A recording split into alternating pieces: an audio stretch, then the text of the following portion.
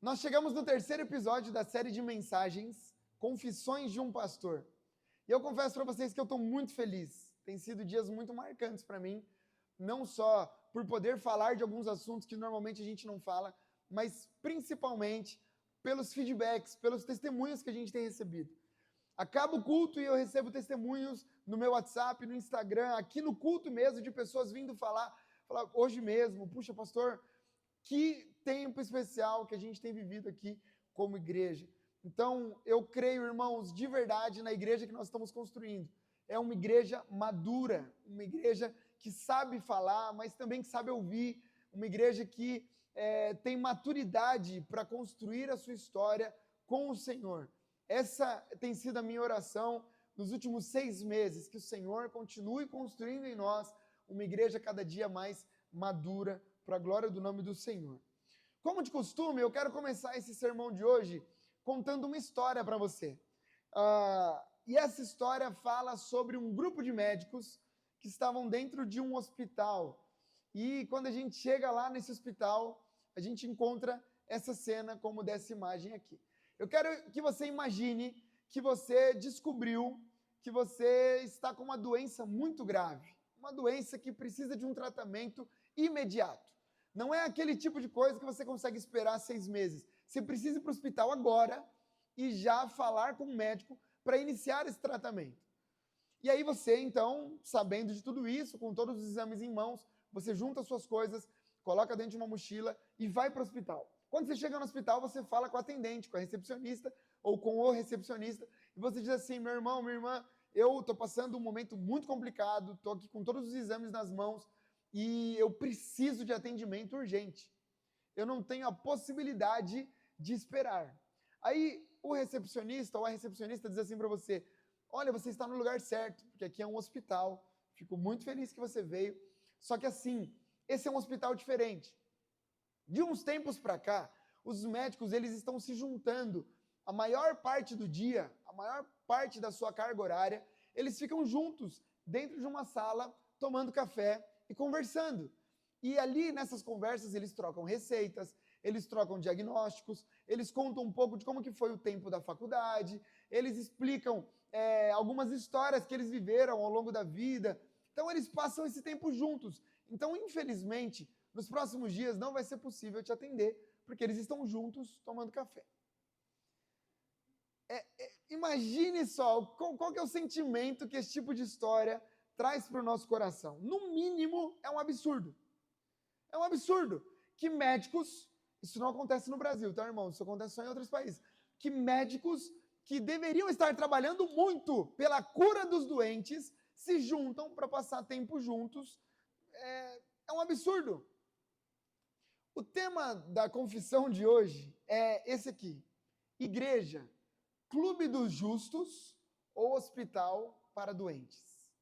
Clube dos justos ou hospital para doentes. Se a história que eu contei há pouco, ela soa absurda, e aqui esse tema já carrega muito daquilo que eu tenho para dizer hoje, por que muitas vezes nós tratamos com naturalidade uma conduta semelhante dentro da igreja? Se não faz o menor sentido para nós que médicos gastem tempo juntos ao invés de cuidar dos doentes, por que muitas vezes essa é a conduta que a gente enxerga dentro das nossas comunidades?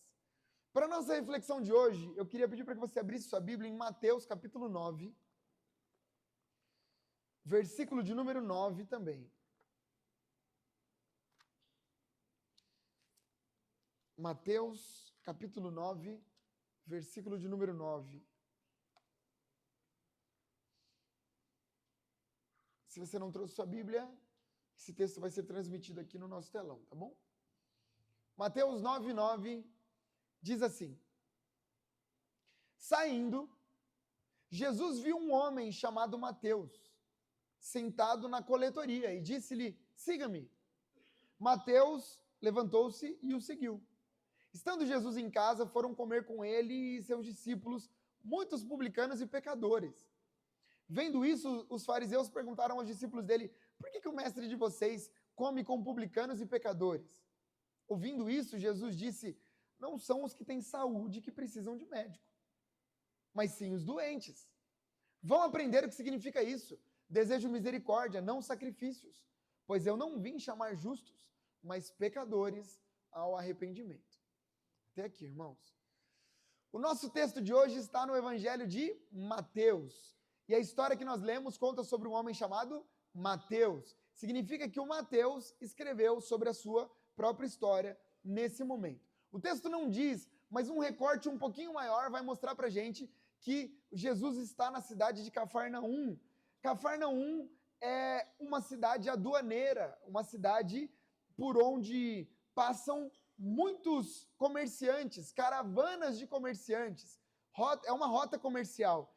E por ser uma cidade aduaneira, as pessoas precisavam parar ali e pagar os impostos dos materiais que eles carregavam ao longo daquele caminho. Era justamente ali que o Mateus, o personagem da nossa história de hoje, ele tinha um posto de coletoria. Os coletores, ou chamados também de publicanos, eles eram os responsáveis por cobrar impostos das pessoas que passavam por essa rota. Além de cobrar impostos também dos barcos que cruzavam o lago para seguir ali naquele território. E você deve imaginar que de lá para cá pouca coisa mudou, porque a gente não sabe muito bem o que é pagar imposto no Brasil, então talvez esse exemplo não case muito bem. Mas nessa época eles pagavam muitos impostos. E não eram impostos normais, eram impostos abusivos. A gente também não sabe o que é isso. Impostos abusivos.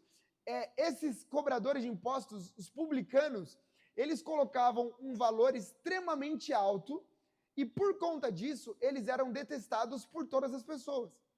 Eles eram detestados pelos judeus, porque eles cobravam impostos dos judeus e entregavam para os romanos. Então, os judeus odiavam esses caras e os romanos também odiavam eles só por eles não serem romanos. Então, eles eram homens que trabalhavam para o império, extorquindo, de fato, o povo, cobrando muito mais que estipulado. Esse é o protagonista da nossa história. Um homem detestado por todos, impedido de entrar na sinagoga, impedido de construir uma vida comum dentro da sua religiosidade ali do tempo e também de ser bem visto pela sociedade da época. É a esse homem que Jesus, passando em frente ao seu ambiente de trabalho, diz uma simples, mas poderosa frase. Olha só o que a gente leu. Saindo Jesus, viu um homem chamado Mateus sentado na coletoria e disse, siga-me. Mateus levantou-se e o seguiu. Simples assim. Não há questionamento por parte de Mateus no sentido de, esse cara está me chamando, será que ele é o Messias? Será que eu deveria deixar tudo para trás para seguir Jesus? Será que eu deveria deixar o meu trabalho, os meus amigos, simplesmente para seguir esse cara? A Bíblia não diz que Mateus questionou nada, ele simplesmente foi. Ele ouviu o chamado de Jesus, levantou e o seguiu. Agora, aqui a gente tem um ponto importante, porque o levantar de Mateus, ele é mais do que uma atitude física. Não é que ele estava sentado e simplesmente ele levantou e seguiu. Não foi só isso. A palavra grega para o ato de Mateus de se levantar é essa aqui, é anastasis, que numa tradução mais próxima para nós significa ressuscitar ou ressuscitou. Tanto é verdade que essa é a mesma palavra no original usada por Jesus em João capítulo 11, versículo 25, quando ele diz, eu sou a ressurreição, o anastasis e a vida. Ou seja, para quem olhava de fora, Mateus simplesmente ficou de pé e foi embora seguir a Jesus. Mas para Mateus, escrevendo sobre si mesmo, foi muito mais do que isso. Porque o chamado de Jesus, para Mateus, não foi uma mudança de profissão. Para Mateus foi o chamado de alguém que estava ressuscitando dos mortos e iniciando uma nova vida com Jesus. É como se Jesus arrancasse para o Mateus, arrancasse ele da sepultura e dissesse assim, Mateus, eu tenho um novo tempo para escrever na sua vida. Então, Mateus não só levantou, Mateus ressuscitou. E o texto segue dizendo que depois desse chamado, talvez naquele mesmo dia, no final da tarde, o Mateus recebe Jesus e os seus discípulos na sua própria casa. O Mateus, de repente, está com Jesus e a Bíblia vem dizer que ele leva também os seus amigos publicanos e os seus amigos pecadores junto com ele. Pecador aqui é um termo técnico para falar sobre qualquer pessoa que estava fora da igreja. Qualquer pessoa distante da religião judaica. Qualquer pessoa que não se enquadrava naquilo que os fariseus chamavam, era um pecador. E, em termos gerais, Jesus se reúne com pecadores, publicanos, dentro da casa de Mateus. Agora, é muito interessante que o Mateus, ele tem um encontro com Jesus, mas ele decide que ele não seguiria sozinho. Ele quer apresentar Jesus aos seus amigos. Porque a impressão que eu tenho, irmãos, é que quem é alcançado pela graça não retém esse privilégio para si. Quem é alcançado pela graça de Jesus é incapaz de seguir a caminhada sem contar isso para outras pessoas. Uma vez que o Mateus viveu o anastasis, uma vez que o Mateus viveu essa mudança tão significativa na sua história, ele decide que precisava juntar os seus amigos e contar para eles aquilo que ele acabou de viver. E aí é nesse ambiente que o texto que a gente leu segue para o seu desfecho. Mateus 9, 11. Vendo isso, os fariseus perguntavam aos discípulos dele, por que o mestre de vocês come com publicanos e pecadores? Ouvindo isso, Jesus disse, não são os que têm saúde que precisam de médico, mas sim os doentes. Vão aprender o que significa isso, desejo misericórdia, não sacrifícios. Pois eu não vim chamar justos, mas pecadores ao arrependimento. Os religiosos, olha que loucura, se incomodaram com o fato de Jesus estar sentando com pecadores, com gente que para eles não fazia sentido. Jesus então fecha o assunto de um jeito bem objetivo e com uma pitada de ironia, dizendo, ei, quem tem saúde não precisa de médico. Vocês que se acham tão saudáveis não precisam de mim. Quem precisa de mim são esses, os doentes. Quem precisa de mim? Não, eu não vim para chamar os justos, vocês fariseus. Não, eu vim chamar os pecadores. Só que quando a gente olha para a Bíblia, todos nós estamos no mesmo balaio. Todos nós somos pecadores. O que Jesus está dizendo é, eu só consigo tratar quem reconhece que é pecador. Eu só consigo trazer medicação para quem reconhece que está doente. Então, para Jesus, todos nós somos doentes. A diferença é que alguns reconhecem isso e outros não. No fim das contas, todos nós somos carentes da graça, da misericórdia de Jesus, o nosso Salvador. Irmãos, e aqui vai a minha confissão de hoje. Vocês estão preparados ou não? Contei tudo isso para chegar aqui. Eu tenho a impressão de que pouco a pouco, às vezes até sem perceber, a gente está se tornando cada dia um pouquinho mais parecidos com os fariseus da época de Jesus. Gente que, sem notar, vai tornando a igreja mais um clube que um hospital. Gente que pouco a pouco se acostuma com esse ambiente, se acostuma com as luzes, se acostuma com os horários, se acostuma com a palavra, e aí a gente vai vindo domingo após domingo, a gente bate o nosso cartão e a gente vai embora, a gente conhece alguns amigos, vai embora, e assim a gente vai. A igreja vai se tornando mais um clube do que um hospital. E para corroborar com essa ideia, com essa impressão que eu tenho, olha só, em 2025, o Instituto Barna, que é um dos institutos mais respeitados quando a gente fala sobre pesquisas, sobre fé e cultura dentro da igreja, eles fizeram uma pesquisa em 2024 e o resultado saiu agora, e eles descobriram que 3 em cada 4 pessoas, 3 em cada 4 adultos que fazem parte do nosso círculo de amizade, não receberam nenhum convite para ir à igreja ao longo do último ano. Sabe o que significa? Que de cada 4 amigos adultos que você tem, 3 não receberam um convite seu para vir à igreja ao longo do último ano. Nem seu, nem meu. Que eu me enquadro aqui nesse negócio. Será que a gente tem noção do que é isso? Se você tem 4 amigos que não conhecem Jesus, 3 deles passaram longe da igreja por sua causa e por minha causa ao longo de todo o último ano. Essa é a minha confissão, irmãos. Sabe, quando eu olho para a nossa realidade de igreja, eu não sei se você sabe, mas hoje nós temos voluntários que chegaram aqui hoje 7 horas da manhã. Serviram nos 2 cultos da manhã, foram para casa, almoçaram e voltaram agora para poder servir um pouco mais.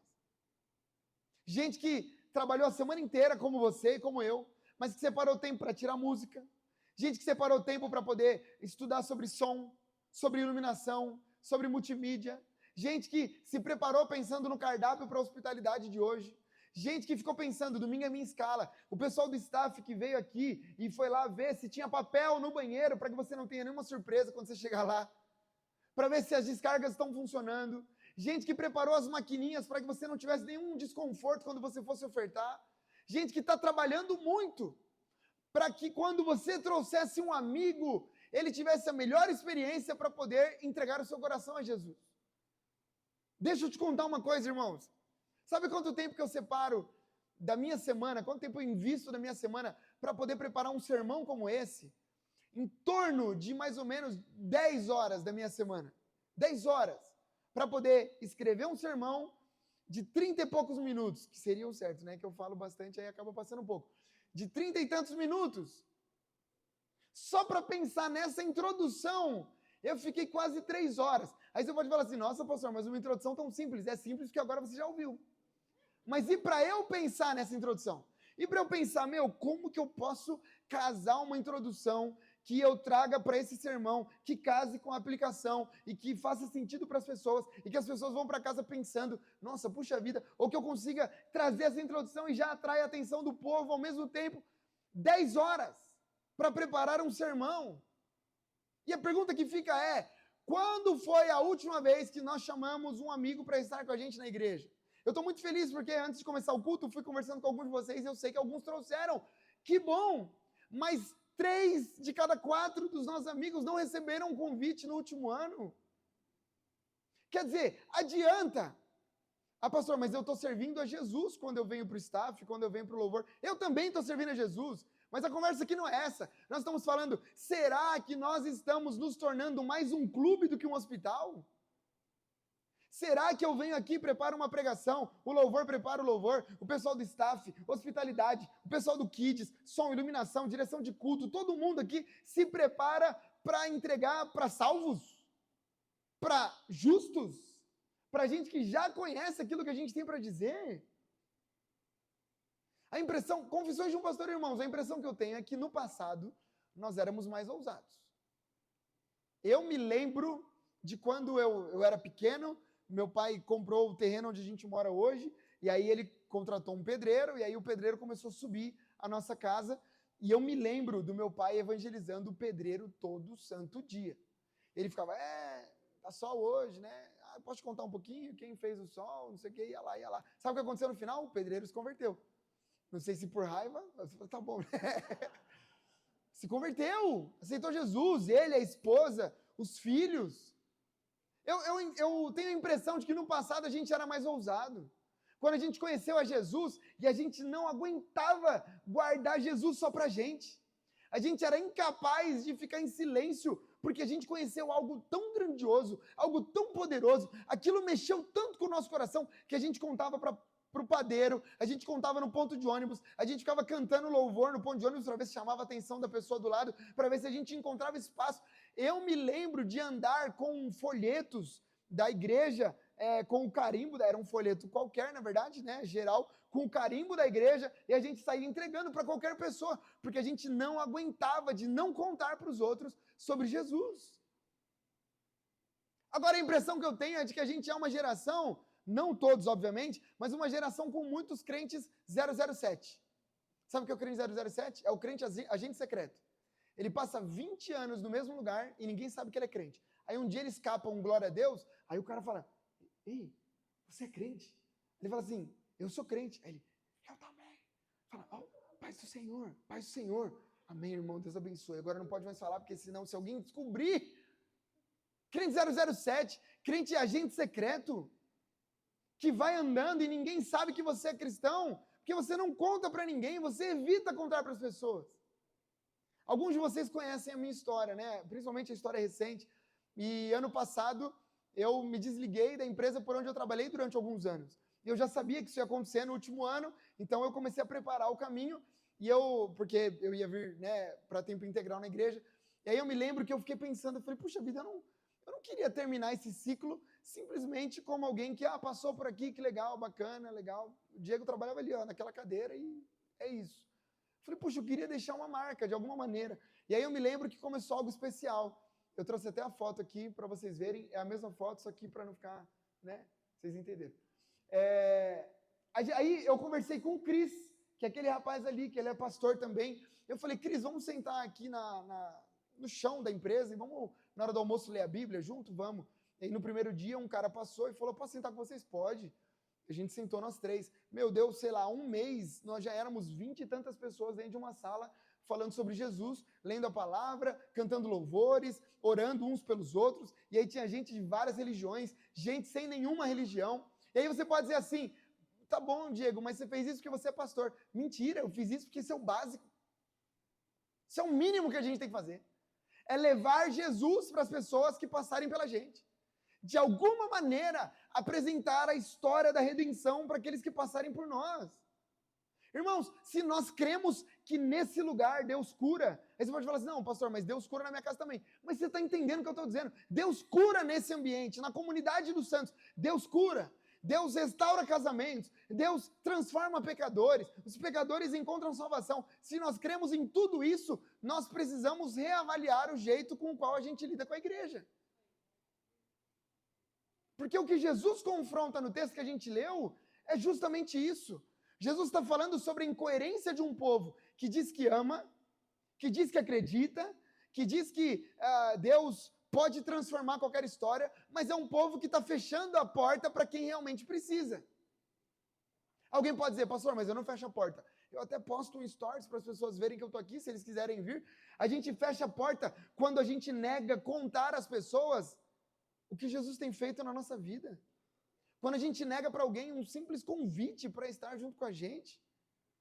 Sabe, irmãos, confissões de um pastor. Será que a gente tem dimensão de que há amigos nossos que talvez jamais vão conhecer sobre Jesus se não for por um convite nosso? Será que a gente tem dimensão de que há amigos nossos que, se fecharem os olhos hoje, não vão encontrar com Jesus por falta de uma palavra nossa? É por isso que é um risco a gente transformar não só a igreja, mas a nossa própria vida num clube religioso mais do que um hospital. Porque tem gente que não se envolve, não fala com ninguém que não é da igreja.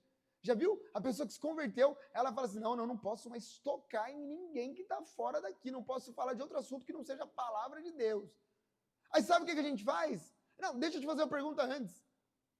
Quantos amigos a gente tem que não são do círculo da igreja? Isso aqui fala sobre mim também. Porque você deve imaginar, a maior parte do meu tempo eu invisto em estar com você, em aconselhar você, em cuidar da sua família, em me encontrar com você no domingo, na segunda, na terça, na quarta. Então, mas isso aqui foi algo que Deus falou comigo no meu coração. Eu preciso encontrar espaço na minha agenda para estar com gente que não está na igreja. É analisar os nossos relacionamentos. Há espaço para pessoas que não são cristãs estarem com a gente? Porque se há, maravilha. Mas se não há, nós precisamos colocar a mão na consciência e ver se a gente está fazendo certo mesmo. Eu não estou falando aqui sobre você que até um mês atrás era alcoólatra e estava lá no bar todos os dias, aí você teve um encontro com Jesus. Eu não estou falando para você ir lá agora e voltar para o bar e falar para os seus amigos. Talvez não seja algo muito inteligente de se fazer agora. Espera mais um pouco, deixa que a gente vai, tá tudo certo. Mas também não dá para a gente construir uma vida inteira fechado numa bolha religiosa, achando que está tudo certo, que Jesus nos salvou e agora está resolvido. Não! A missão não acaba quando a gente conhece Jesus. A pergunta que a gente tem que fazer é, o nosso cristianismo ele é mais atraente ou mais repelente? Irmãos, confissões de um pastor aqui. Deixa eu falar um negócio que está no meu coração. Abre o seu coração para receber também, em nome de Jesus. Tem crente que é esquisito. Era só isso que eu queria dizer. Tem crente que é esquisito. Tem crente que torna Jesus esquisito. Sabe por quê? Porque a gente coloca a Bíblia debaixo do braço e aí a gente não consegue falar mais de nada. Você está vendo que está tendo o Mundial de Clubes? Não me perco com essas coisas do mundo. O mundo jaz no maligno. Eu só falei do Mundial de Clubes. Tá tudo certo. Pastor, não consigo arrumar uma namorada. Tá bom, irmão, me explica então como que você chega na sua namorada. Eu chego nela e falo assim, paz varoa, tudo bem? Eu falo, não, irmão, é por isso que você não arruma namorada, que você chama a mulher de varoa. Tá errado. Não é legal. É estranho. E só vitória, paz do Senhor. Não, irmão, orei por você ontem no culto. Amém, irmão, você orou por mim no culto? Orei, varão. Orei por você, varão. Aí, mas você orou pela minha família? Eu orei para que chegue fogo do céu na sua casa. O cara fala assim, mas por que você fez isso, cara? Pelo amor de Deus, que você pediu fogo do céu? Não, eu pedi para que o fogo do Espírito invada seu ser. Você fala, mas o que vai acontecer comigo depois disso, cara? Liga para o bombeiro, pelo amor de Deus. A gente acha que todo mundo é obrigado a lidar com o nosso dialeto. A gente tem um dialeto, irmãos. Vocês sabem disso. A gente tem um dialeto.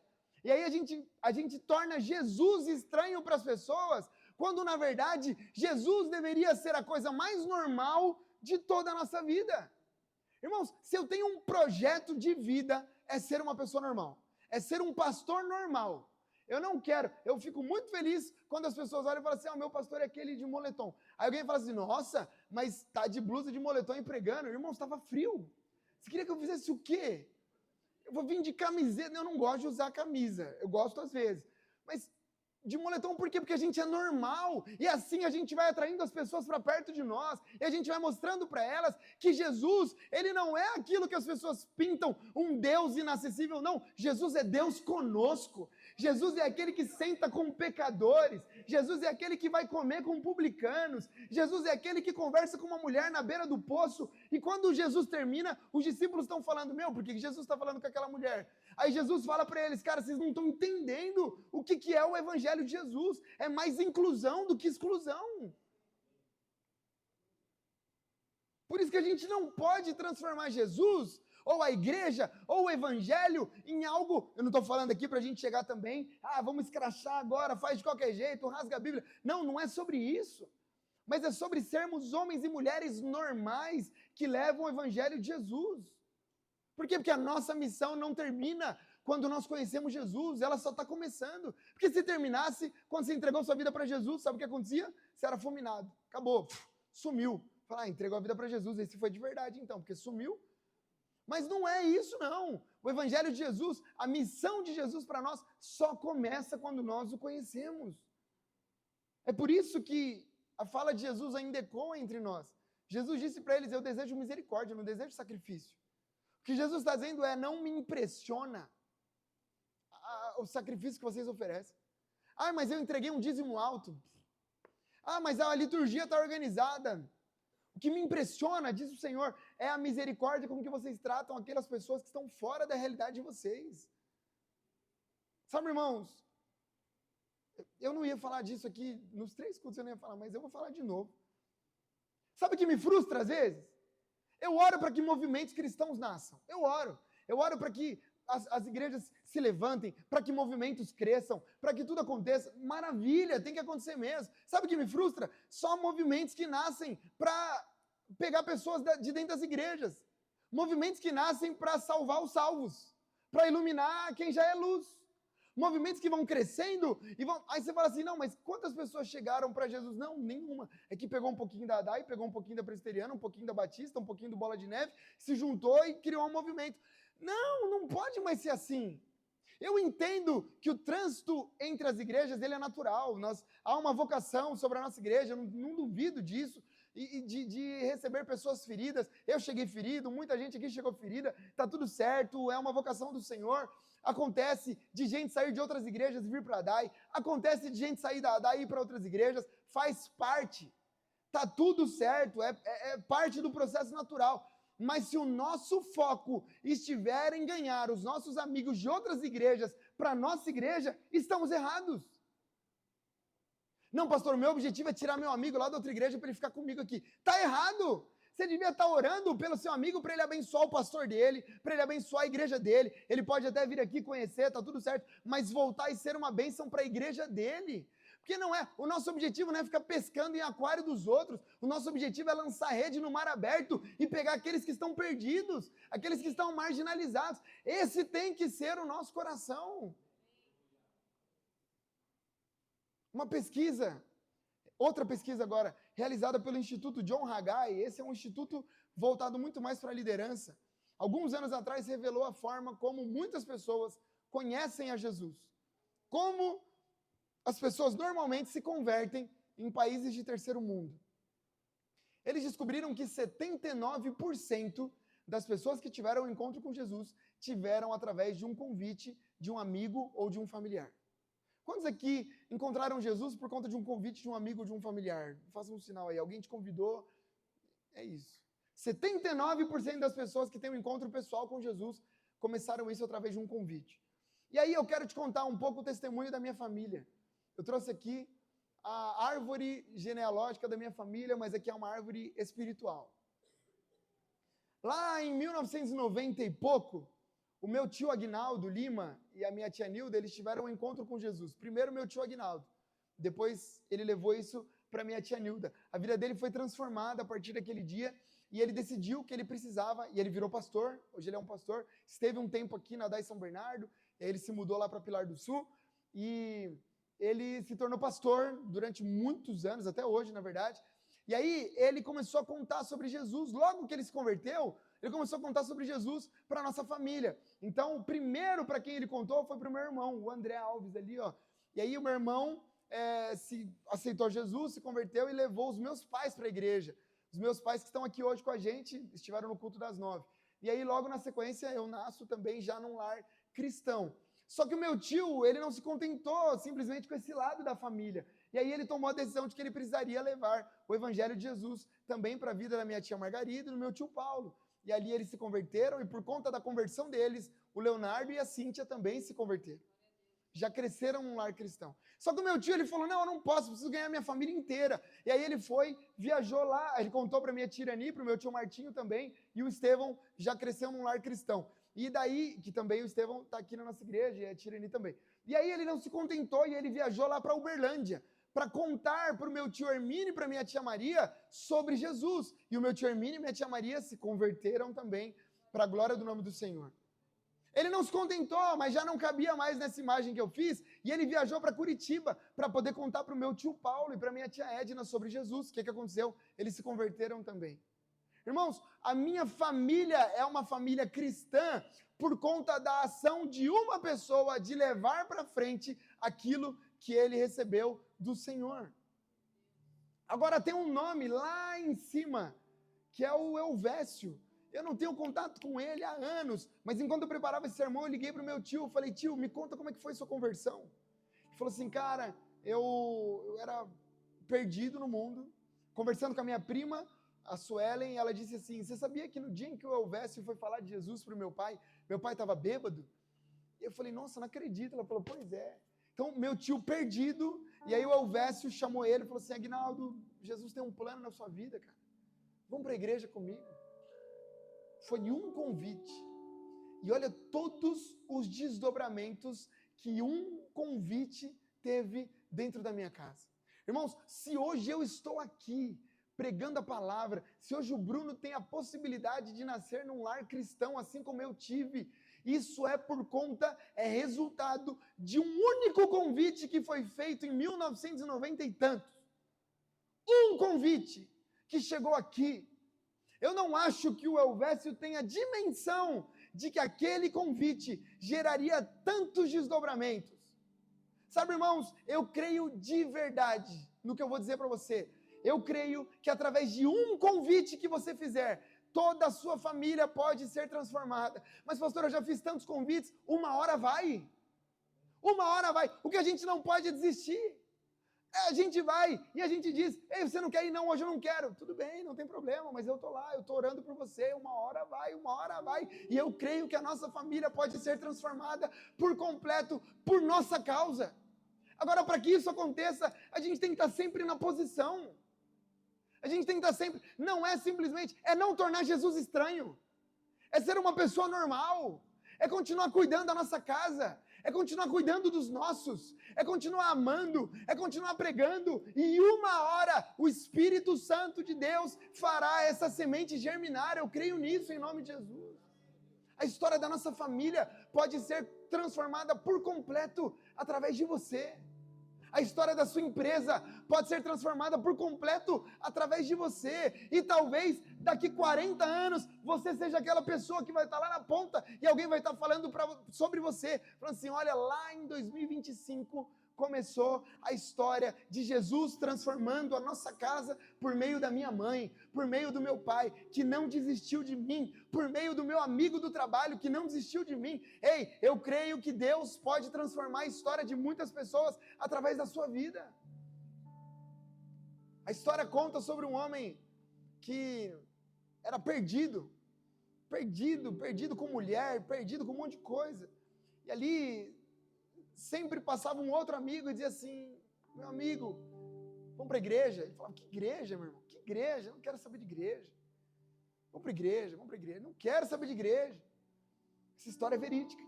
Até que um dia ia ter uma cruzada evangelística na cidade.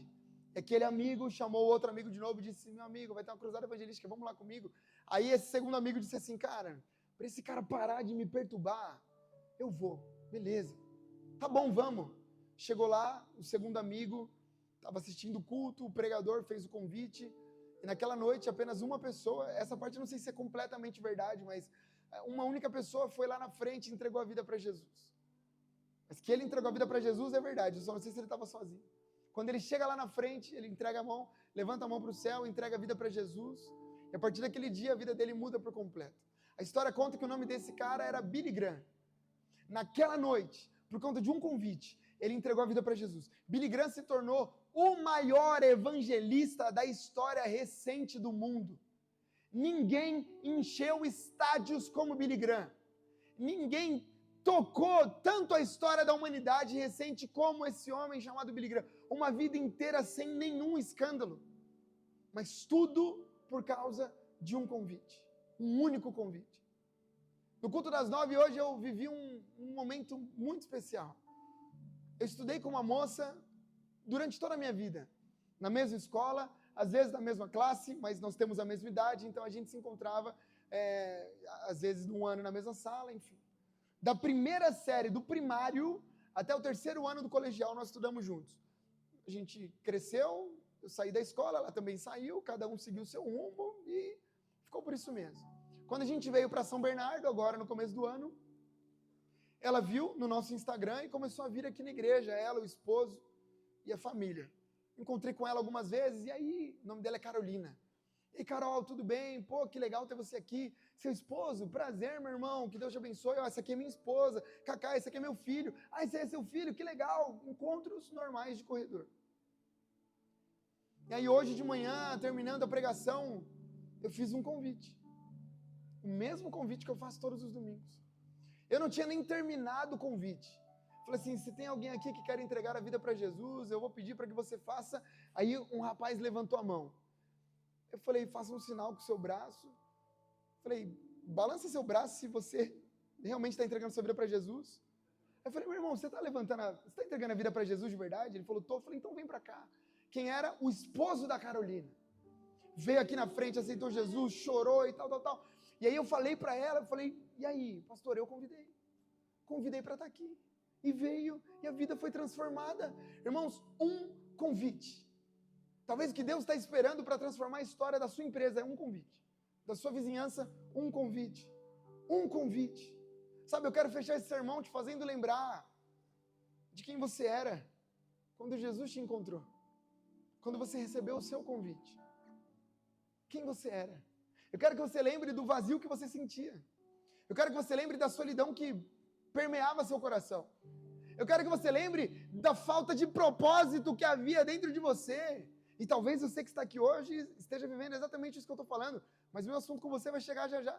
Mas você que já conhece Jesus, que vivia essa aflição de falta de propósito, de falta de vida, de não saber para onde ir, para que você existe, e de repente Jesus chegou e transformou a sua história. Ei, você que ouviu, siga-me de Jesus. Deus te trouxe aqui para te lembrar, isso não é só para você. Isso é para os seus amigos. Tem amigo seu que está vivendo a mesma coisa que você viveu. E hoje está precisando de uma palavra de Deus. Está precisando de uma palavra de consolo. Pastor, mas eu não sei pregar, não tem problema. Convida, traz para cá que eu preparo a pregação. Eu garanto a pregação, pode deixar. Ou eu ou um dos outros pastores, a gente prepara uma palavra para quando seu amigo chegar. Não, pastor, mas é que meu amigo gosta de música e eu não sei tocar. Não, deixa com a gente também, a gente tem música. Quando ele chegar aqui, vai estar tudo pronto. Não, pastor, mas sabe o que é? Meu amigo, ele tem criança. Fica tranquilo, a gente já preparou os professores para receber seu amigo aqui. E os filhos dele. Não, pastor, sabe o que é? Não, sabe o que é? Não tem, mas sabe o que é? É hora de você começar a convidar as pessoas para viverem aquilo que você viveu em Jesus. Porque não pode morrer com você. Não pode, irmãos.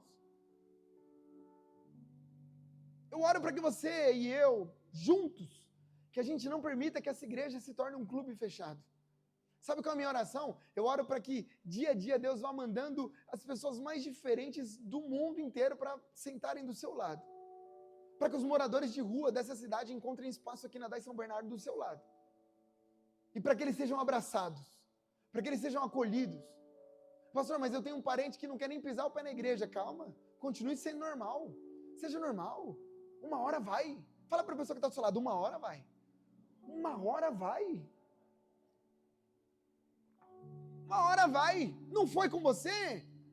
Ou todo mundo que está aqui, primeiro convite, já falou, nossa, eu quero Jesus. Ai, que coisa linda. Meu, a gente era ruim também, meu. A gente era tranqueira. Mas se Jesus transformou a nossa história, por que não transformaria a história da sua família? Se Jesus transformou você, lembra de quem você era? Se Jesus transformou o meu tio, se Jesus transformou a minha vida, por que não transformaria a vida de todas as outras pessoas que nos cercam? Eu oro para que a gente não permita que essa igreja se torne um clube fechado, mas que a gente seja alguém que prepara a casa e convida os amigos. Eu oro para que você ande com os Mateus desse tempo. Quando eu era pequeno, eu fazia parte de uma igreja.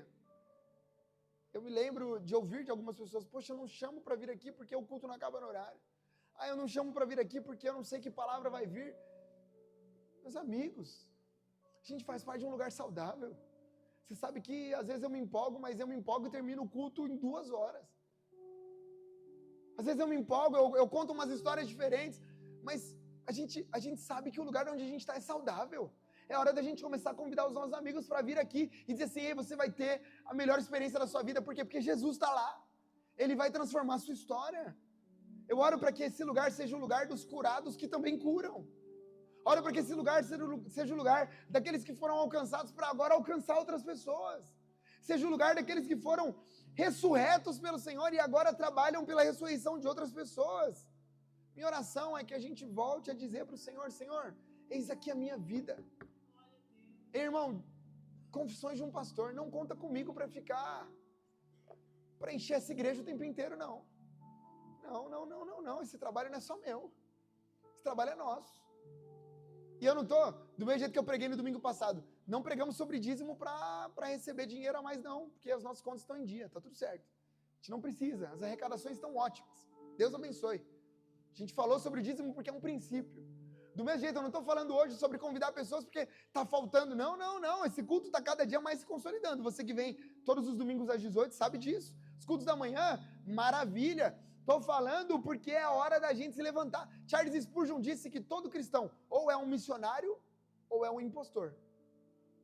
Todo cristão. Ou é, pastor, não sou um missionário. Se você acredita nessa frase, só tem 2 lugares. Ou a gente se torna missionário a partir de hoje, ou seguiremos sem cumprir com o mandamento de Jesus. Pastor, mas eu não sei falar.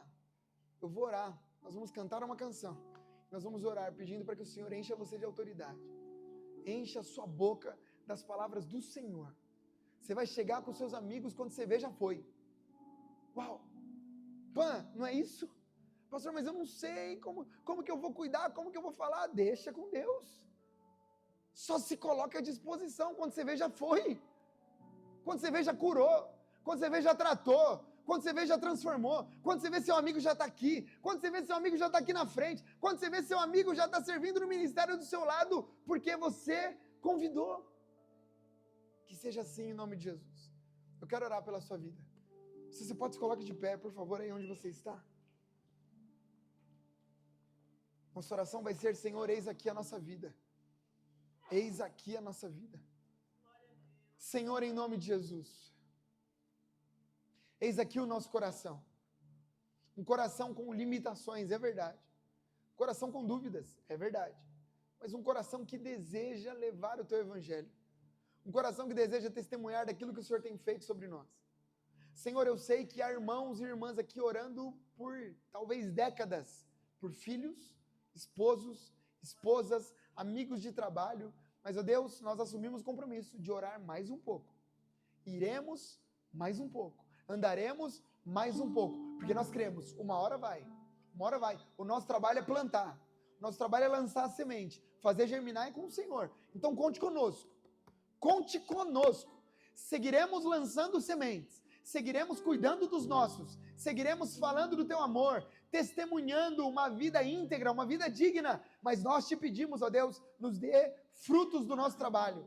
Senhor, que a gente veja essa igreja não cheia simplesmente de pessoas vindo de outras igrejas, isso alegra o nosso coração, tá tudo certo, mas o que vai alegrar ainda mais o nosso coração é quando percebermos que os perdidos estão sendo alcançados, quando percebermos que aqueles que estão entrando aqui pela primeira vez, que nunca ouviram falar sobre o Senhor, estão tendo um encontro pessoal contigo. Que seja assim, ó Pai, para a glória do seu nome. Não queremos ser impostores, queremos ser missionários, homens que carregam a verdade do teu evangelho. Eis aqui o nosso coração. Nós oramos em nome de Jesus. Amém.